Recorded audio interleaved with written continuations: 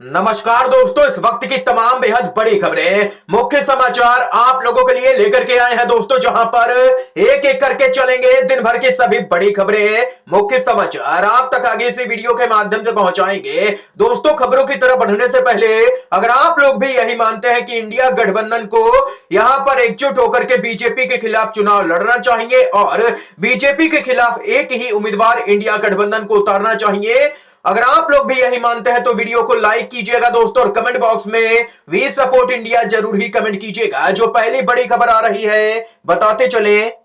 बड़ी खबर आ रही है दोस्तों, आज बांग्लादेश में मतदान हो रहा है। बांग्लादेश के पीएम शेख हसीना ने मतदान किया है और उनका एक वीडियो सोशल मीडिया पर तेजी से वायरल हो रहा है, जिसमें शेख हसीना यहां पर बैलेट पेपर को एक मतदान पेटी में डालती हुई नजर आ रही हैं। इसके बाद यहां पर ईवीएम का मुद्दा और भी गर्मा गया है। कई लोगों का कहना है कि देख लीजिए कि बांग्लादेश जैसे देश को भी ईवीएम पर भरोसा नहीं है। जहां एक तरफ विकसित देश यहां पर ईवीएम को नकार चुके हैं, तो वहीं दूसरी तरफ बांग्लादेश जैसे देश में भी यहां पर बैलेट पेपर के जरिए चुनाव हो रहा है। इतना ही नहीं, दूसरी तरफ बताते चले, वकील भानु प्रताप ने सभी विपक्षी पार्टियों के नेताओं को ईवीएम का विरोध करने का आमंत्रण भेजा है। ईवीएम के खिलाफ लड़ाई में यहां पर लोगों का कहना है कि हम भानु प्रताप जी के साथ में हैं, वे जबरदस्त लड़ाई लड़ रहे हैं सरकार के खिलाफ में। दिग्विजय सिंह जो कि कांग्रेस के नेता हैं, उनका कहना है कि भाई हम तो कब से बैलेट पेपर पर ही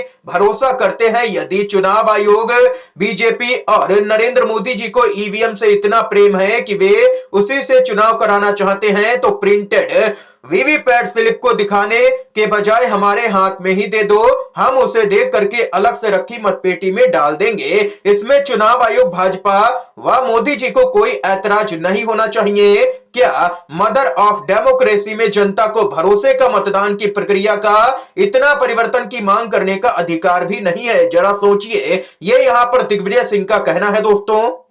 दिग्विजय सिंह के इस बयान पर सोशल मीडिया के एक यूजर ने ट्वीट किया और कहा कि अगर ईवीएम गलत है तो सभी कांग्रेस के सांसद विधायकों को तत्काल प्रभाव से अपने त्याग पत्र दे देना चाहिए और तब तक प्रत्यक्ष चुनाव प्रणाली में सम्मिलित नहीं होना चाहिए जब तक कि चुनाव बैलेट पेपर से नहीं होता। जब अंग्रेजों को झुका सकते हैं तो ये चुनाव आयोग क्या चीज है।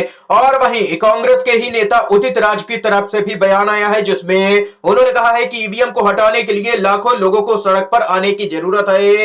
ईवीएम हटाओ मोर्चा इस दिशा में प्रयास कर रहा है, लोग जुड़ रहे हैं और लोग भी आगे आ रहे हैं धीरे धीरे करके। ये यहां पर दोस्तों देख सकते हैं कि अब लोकसभा के चुनाव से पहले ये मुद्दा काफी गरमाया हुआ नजर आ रहा है और एक तरफ देख सकते हैं जहां पर देश के अंदर बीजेपी और चुनाव आयोग ईवीएम के समर्थन में है, वहीं पड़ोसी जो देश है बांग्लादेश, उसके अंदर आज मतदान हो रहा है जहां पर बैलेट पेपर का इस्तेमाल किया जा रहा है।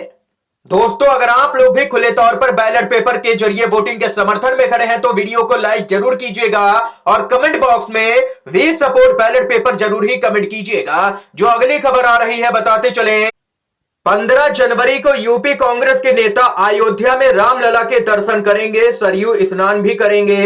सैकड़ों की संख्या में अयोध्या पहुंचे हैं कांग्रेसी कार्यकर्ता। जी हां दोस्तों, कांग्रेस ने 15 जनवरी को राम मंदिर में दर्शन की योजना बनाई है। लखनऊ में कांग्रेस की यूपी जोड़ो यात्रा का समापन हुआ। समापन के दौरान नवनियुक्त प्रदेश प्रभारी अविनाश पांडे ने कहा कि 15 जनवरी को यहां पर रामलला के दर्शन को जाएंगे तमाम कांग्रेसी नेता।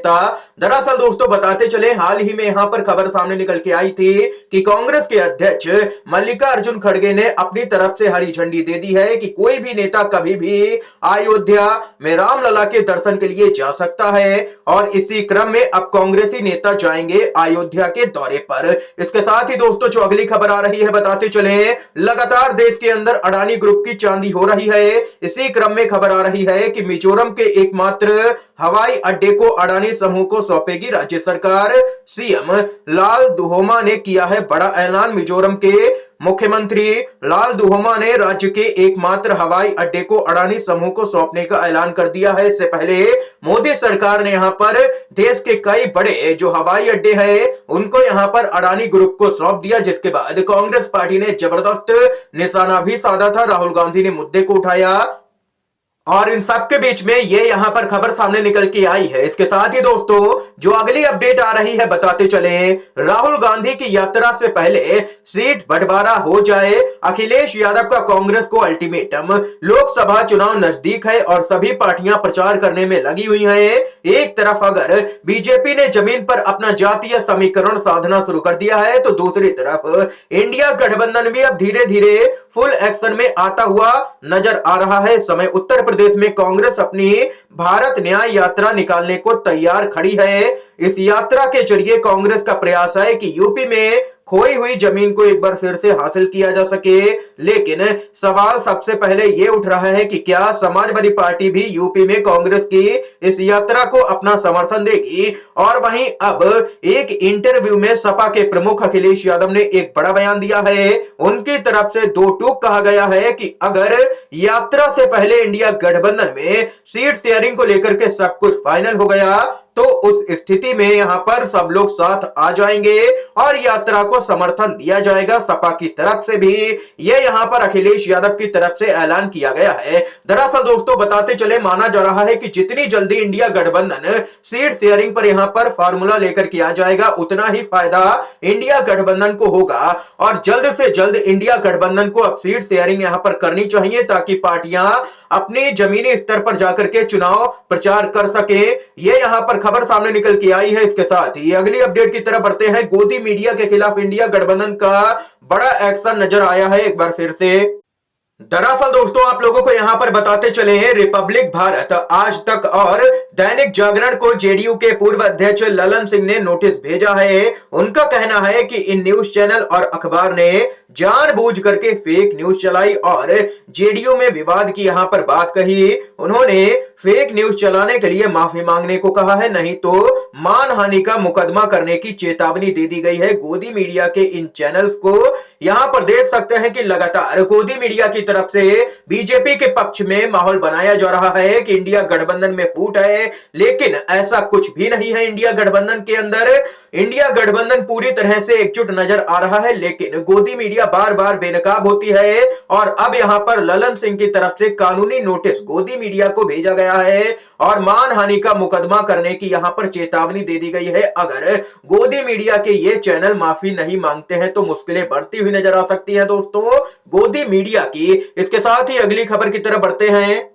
मध्य प्रदेश से खबर आ रही है। मध्य प्रदेश कांग्रेस प्रमुख जीतू पटवारी ने सभी पार्टी जनों से कांग्रेस को चंदा देने का अनुरोध किया है और उनकी राशि भी तय कर दी है। उन्होंने कहा है कि बूथ कार्यकर्ता को 138 रुपए, पार्षद को 1380 रुपए, जिला अध्यक्ष को 13,800 रुपए, प्रदेश पदाधिकारी को 13,800, विधानसभा प्रत्याशी को 1,38,000 रुपए, मेयर को 1,38,000 और विधायक को भी 1,38,000 यहां पर रुपए कांग्रेस पार्टी को चंदे के रूप में देने हैं। सराहनीय निर्णय लिया गया है। इससे भारत जोड़ो न्याय यात्रा से ठीक पहले अभियान को यहां पर अच्छी गति मिलेगी। ये यहां पर दोस्तों इस समय की आज की तमाम बेहद बड़ी खबरें थी, मुख्य समाचार थे दोस्तों जो हमने आप लोगों तक पहुंचाए। अगर आप लोगों को ये वीडियो पसंद आया हो तो दोस्तों अभी इस वीडियो को लाइक कीजिएगा, ज्यादा से ज्यादा इन खबरों को, मुख्य समाचारों को शेयर कीजिएगा अपने सभी दोस्तों में, और चैनल पर नए हैं तो दोस्तों चैनल को जरूर ही सब्सक्राइब कीजिएगा। वीडियो देखने के लिए आप सभी दोस्तों का बहुत बहुत धन्यवाद। जय हिंद, जय भारत।